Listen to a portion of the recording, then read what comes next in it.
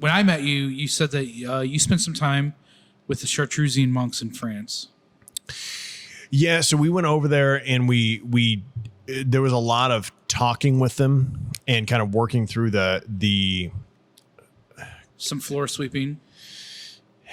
Yeah. Dude, anything to get inside those freaking walls. That's insane. Like that's hands down my favorite spirit on the planet. And I'm not alone there.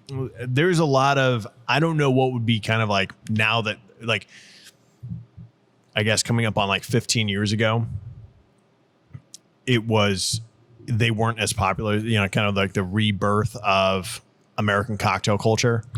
It's different now than what it was. You think it's more industrialized now? No, I don't think that it is, but I think that they wouldn't let people in like they used to. Oh, I got you.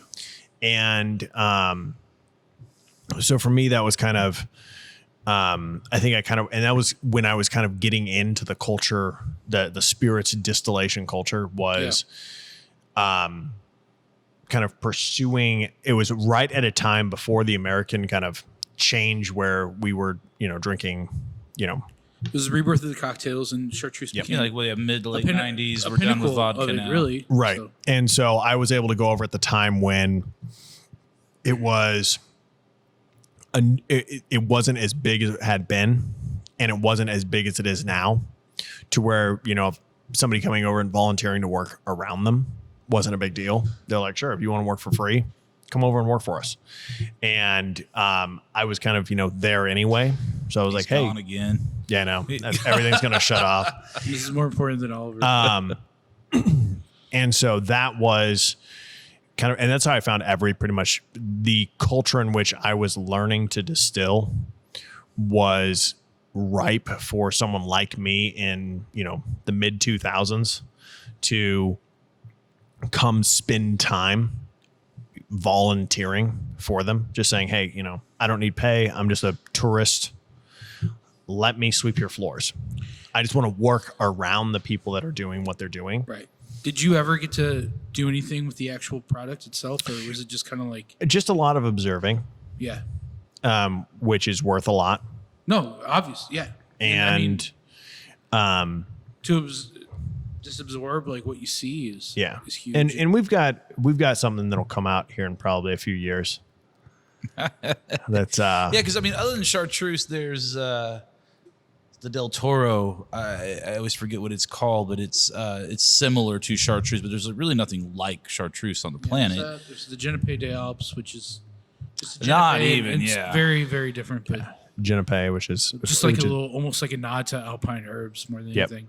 And then they were kicked out of the French government 3 times.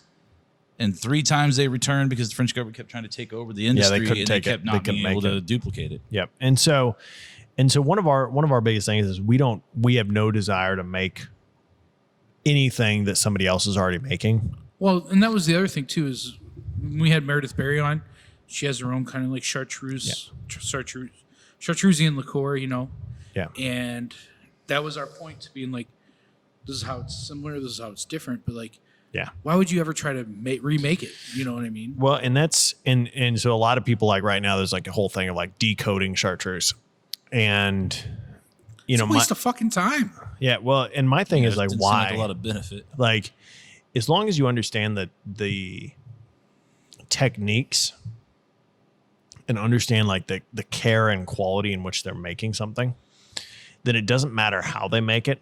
It's about finding your own rhythm. Well, that's also something in this industry anyway, that I feel like you and hopefully more people like-minded like you who are producing spirits are understanding what's actually sacred with what's going on. You know what I mean? And just because you can doesn't mean you should. Yep. And if we've learned anything from Jurassic Park.